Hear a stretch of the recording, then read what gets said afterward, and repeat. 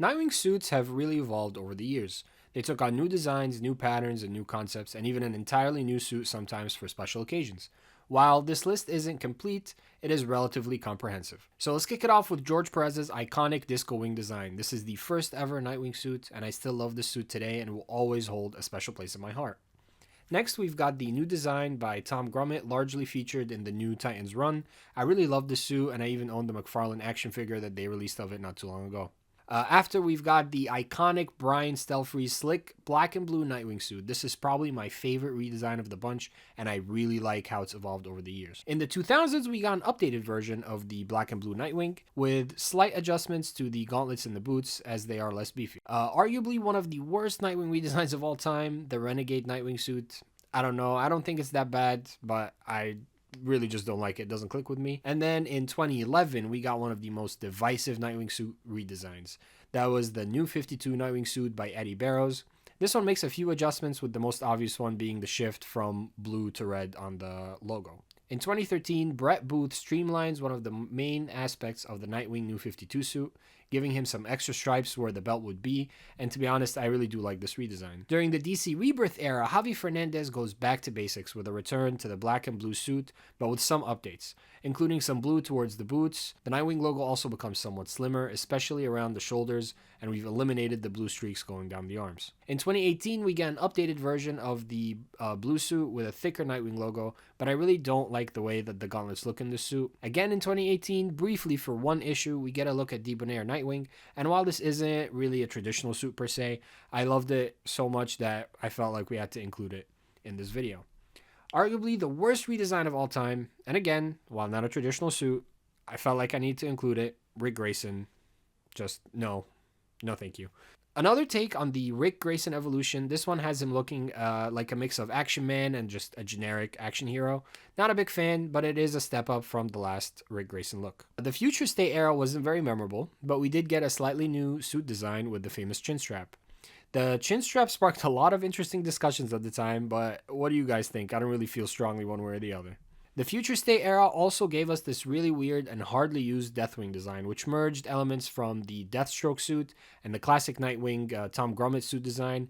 I'm still not sure what really they were trying to achieve with this one. During the Tom Taylor Nightwing run, Bruno Redondo gave us a great new redesign that brought back some loved elements from previous suit designs, including the blue strip lines over the fingers, blue soles over the shoes, and I also really like the blue inside the hands of the suit. The suit also features less curved lines in favor of straighter lines. Another interesting suit we got during the Taylor Redondo run was the superpowered Nightwing suit from Neron.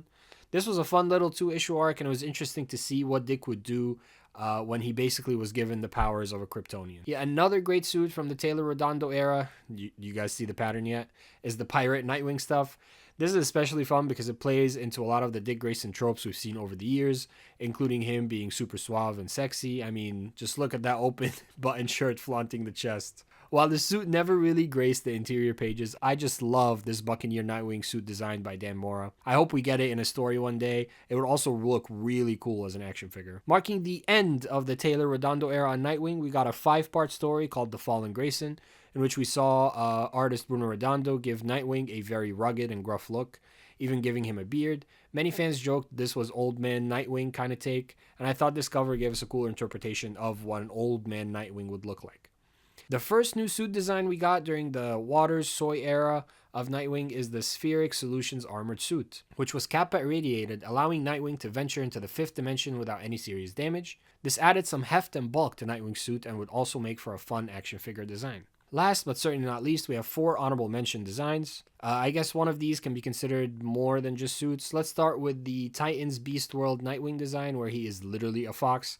That's right, everyone, now we literally have a foxy Nightwing. I really like this design for the whimsical and funny nature of it, and shout out to that awesome lenticular variant cover by Clayton Henry. Another awesome take on Nightwing suit is the Dan Mora Red Nightwing suit found in World's Finest number 21. We included this in the honorable mention section because this isn't exactly from this universe's Dick Grayson. It's from a Dick Grayson from the Kingdom Come universe, which is Earth 22. While the suit from the Waters Soy run doesn't have any major new design elements, it does have this really cool Nightwing logo which serves as a utility light as it glows in the dark. Pretty cool, right? Not only does this have practical functionality, but like I said, it just looks amazing. And finally, we have the DCKO Night Fight #1 Nightwing as Batman, designed by Dan Mora. This design is just awesome and basically shows us what Dick Grayson would look like in a universe where he became Batman. Not just a Batman, but the Batman. And it still incorporated a lot of the Nightwing designs and sensibilities into his Batman suit. If you haven't read this miniseries, I highly recommend it. It was so good. That's it for our comprehensive look at all the different Nightwing suit designs over the years. Please let us know if we've missed any that you'd like to see included. Let us know which one is your favorite standard Nightwing suit design and which alternate suit is your favorite design as well. Thank you. Please like and subscribe. Catch you on the next one.